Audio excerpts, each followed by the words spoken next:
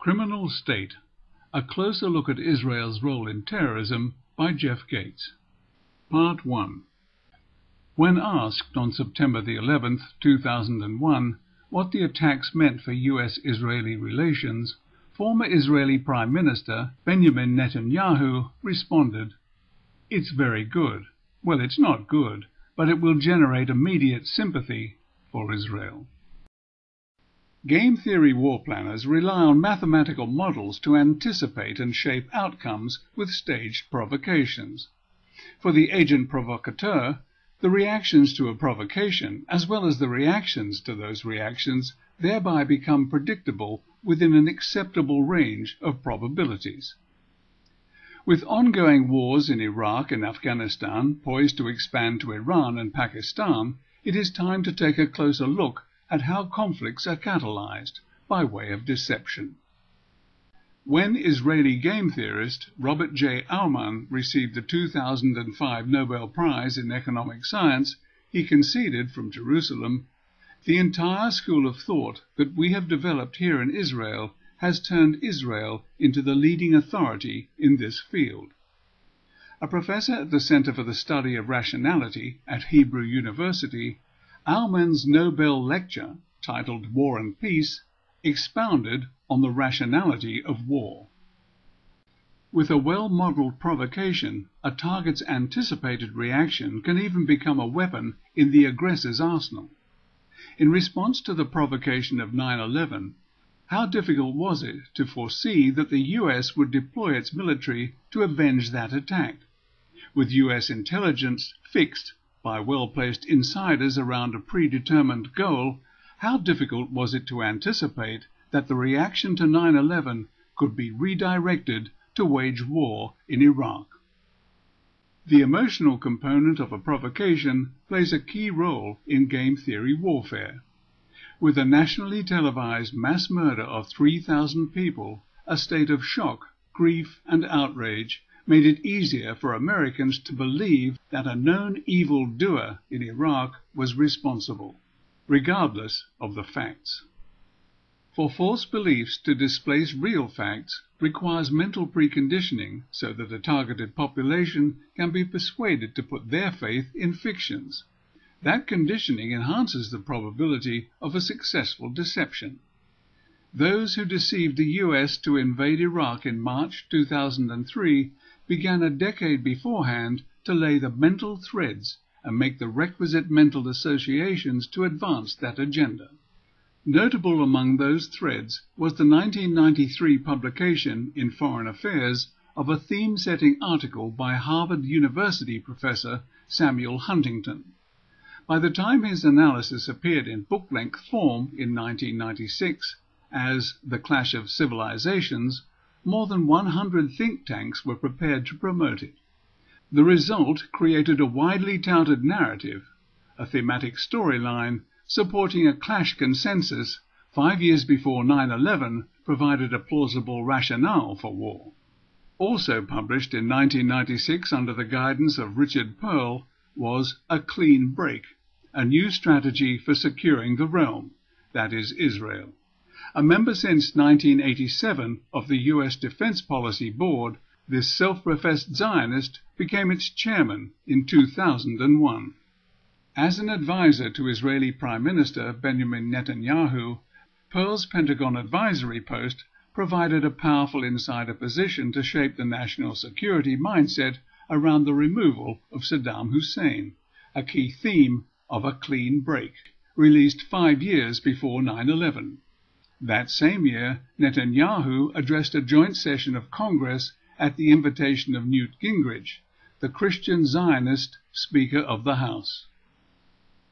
Murders, books, articles, think tanks, and well-placed insiders are common components in a probabilistic model deployed by war-planning game theorists. Lawmakers are also a customary ingredient. They provide credibility and a facade of legitimacy, a critical element when inducing a nation to war with phony intelligence fixed around a preset agenda.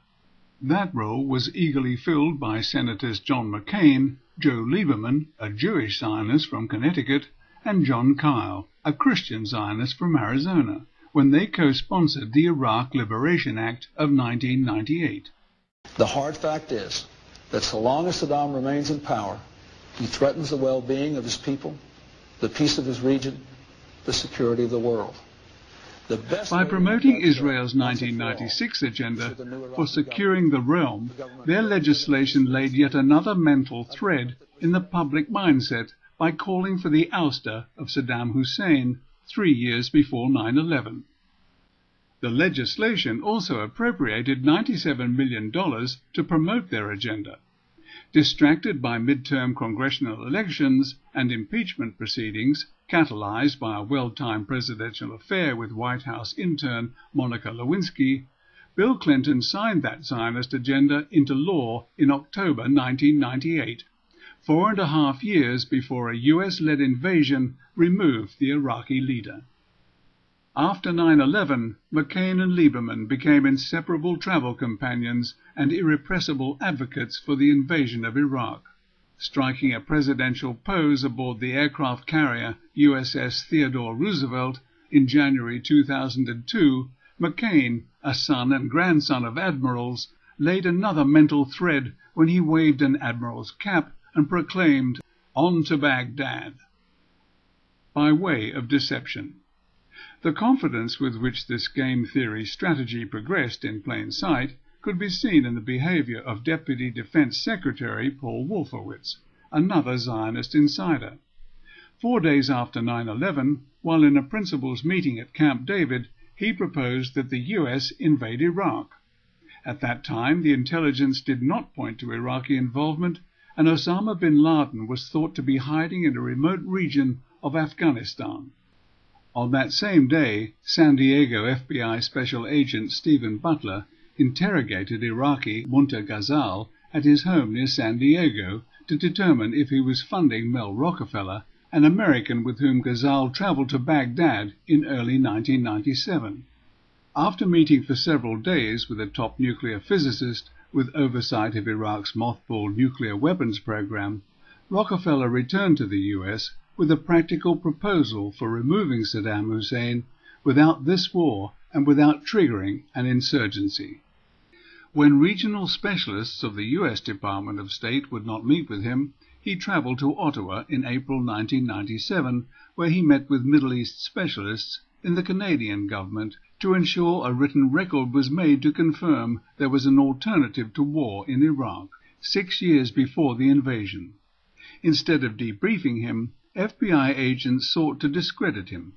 Though FBI agents interviewed Ghazal many times, they have yet to meet with Mel Rockefeller. Agent Butler cashed checks and paid rent for 2 San Diego-based men who allegedly piloted 2 of the planes on 9/11. The same Imam counseling Major Nidal Hassan, with FBI knowledge, before he was transferred to Fort Hood, also counseled the alleged San Diego-based hijackers, with FBI knowledge. As of December 1, 2009, no one from the FBI or National Security had debriefed Mel Rockefeller 8 years after 9/11.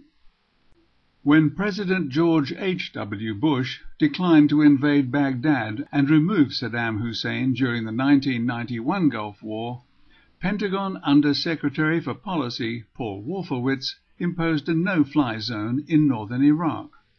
By the invasion of March 2003, the Israeli Mossad had agents deployed for a decade in the northern Iraqi city of Mosul. Intelligence reports of Iraqi ties to al-Qaeda were also traced to Mosul, reports that proved false. Mosul again emerged in November 2004 as a center of the insurgency that destabilized Iraq. That reaction precluded the speedy exit of coalition forces promised in congressional testimony by senior war planner Wolfowitz in the lead-up to the invasion. It's hard to conceive that it would take more forces to provide stability in post-Saddam Iraq than it would take to conduct the war itself and to secure the surrender of Saddam's security forces and his army. Hard to imagine, hard to imagine, hard to imagine, hard to imagine, hard to imagine, hard to imagine.